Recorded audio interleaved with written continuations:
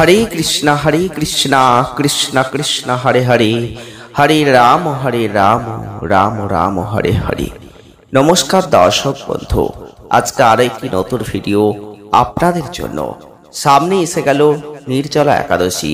আর এই 2024 সালের নির্জলা একাদশী তিথি কবে পড়েছে, কবে পালিত হবে, আর কি করবেন কি করবেন না, এবং কি শুভ যোগে এই নির্জলা একাদশী এই বছর পালিত হতে চলেছে, আপনারা সবকিছুই কিন্তু একটি ভিডিওর মাধ্যমে জানতে পারবেন। তাই অবশ্যই ভিডিওটি প্রথম থেকে শেষ অবধি দেখার চেষ্টা করবেন। যদি ভালো লাগে লাইক করবেন, শেয়ার করবেন, চ্যানেলটিকে সাবস্ক্রাইব করে আমাদের ছোট্ট পরিবারের সদস্যপদ অবশ্যই গ্রহণ করবেন। সারা বছরে যে 24টা একাদশী পালিত হয় তার মধ্যে সবচেয়ে কঠিন হচ্ছে নির্জলা একাদশী ব্রত। এটা হচ্ছে জ্যৈষ্ঠ মাসের শুক্লপক্ষের এই একাদশী তিথিতেই নির্জলা একাদশী ব্রত পালিত হয়। তবে এই বছর 18 জুন 2024 নির্জলা একাদশী ব্রত পালিত হবে। পঞ্জিকা অনুযায়ী এই দিন অত্যন্ত শুভ যোগ তৈরি হচ্ছে। তাই এই একাদশী ব্রত যদি পালন করেন, বিষ্ণুর আশীর্বাদ লাভ করবেন। এবং এই ভীষণ গ্রীষ্মে নির্জলা থেকে এই একাদশীর ব্রত পালন করার রীতি কিন্তু শাস্ত্রে রয়েছে।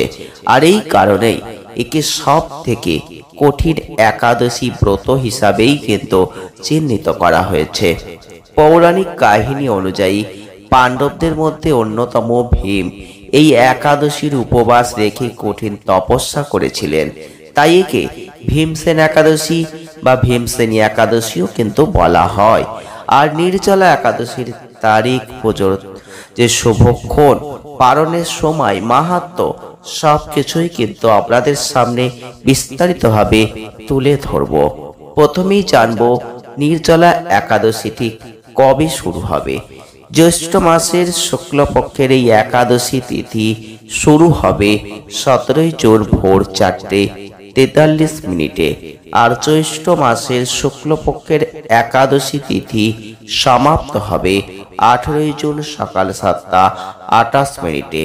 তবে পঞ্জিকা অনুযায়ী 18 জুন নির্জলা একাদশী কিন্তু পালিত হবে। তবে যারা ব্রত রাখবেন তাদের ব্রত ভঙ্গের সময় হিসেবে 19 জুন ভোর 5:24 থেকে সকাল 7:28 মধ্যে আপনারা ব্রত ভঙ্গ অবশ্যই করতে পারবেন। এই শুভযোগে নির্জলা একাদশী যেহেতু পালিত হচ্ছে, সেক্ষেত্রে আপনারা অবশ্যই এই দিনটাকে মেনে চলার অবশ্যই চেষ্টা করতে পারেন। যারা একাদশীর ব্রত রাখবেন তাদের উদ্দেশ্যে বলবো আপনারা কি করবেন। এই নির্জলা একাদশী তিথিতে ভোরবেলা উঠে স্নান করে স্বচ্ছ পোশাক পরবেন।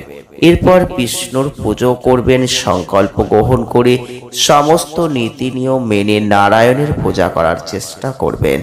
এই দিন ব্রহ্মচর্য পালন করার কথাও বলা আছে শাস্ত্রে। একাদশী তিথিতে রাত্রি জাগরণ করলে নারায়ণ প্রসন্ন হন। তবে বিছানায় না ঘুমিয়ে মেঝেতে ঘুমালে অত্যন্ত ভালো ফল লাভ করা যায়। এই দিন যদি পারেন গাছ লাগাতে পারেন, সেটা অত্যন্ত শুভ। নির্জলা একাদশী তিথিতে যদি পারেন অশ্বত্থ, বট, নিম এইসব গাছ আপনারা লাগাতে পারেন। তবে এই তিথিতে নির্জলা উপবাস রেখে কাউকে জল ভর্তি কলসি দান করতে পারলে অত্যন্ত শুভ ফল অর্জন করা যায়। এই তিথিতে কলসি দানের সময় অবশ্যই কিছু মন্ত্র আছে, আপনারা যদি পারেন সেটাও বলতে পারেন। নির্জলা একাদশীতে অশ্বত্থ গাছের যদি পূজা করতে পারেন, জল নিবেদন করতে পারেন, সেটাও অত্যন্ত ভালো। পারলে এই দিন আপনারা জল, ছাতা, জুতো ইত্যাদি দান করতে পারেন। তবে নির্জলা একাদশীতে কি করবেন না, বিশেষ করে এই তিথিতে ভুলেও কালো বস্ত্র ধারণ করবেন না। এই দিন ভাত বা চালের কোনো বস্তু খাবেন না। এই তিথিতে লবণ খাবেন না। মনে করা হয় এই একাদশীতে লবণ খেলে একাদশী ব্রত ও বৃহস্পতিবারে যে পুণ্য ফল সেই রকমই নষ্ট হয়ে যায়।